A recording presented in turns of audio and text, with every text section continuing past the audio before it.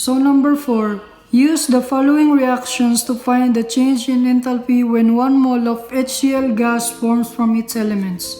So these are the given elements: N2 plus 3H2 to form 2NH3 with the change of enthalpy is negative 91.8 kilojoules, and N2 plus 4H2 plus Cl to form 2NH4Cl with the change of enthalpy of negative 628.8 kilojoules, and NH3 plus HCl to form NH4Cl with the change of enthalpy negative 176.2 kilojoules.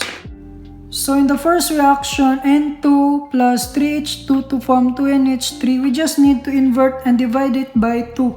So NH3 to form 1/2 N2 plus 3/2 H2 is equals to negative 1/2 times negative 91.8 is equals to 45.9. So in the second reaction, we just need to divide it by 2. So 1/2 N2 plus 2H2 plus 1/2 to form NH4Cl. So negative 628.8 divided by 2 is equals to change of enthalpy is equals to negative 314.4.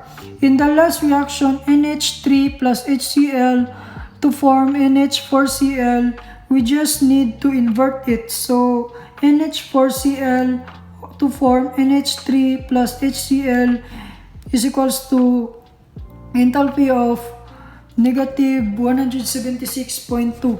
So we need to cancel common terms, and the elements left will be the answer. So the answer is 1/2 H2 plus 1/2 Cl2 to form HCl, and the change of enthalpy is negative 92.3 kg per mole.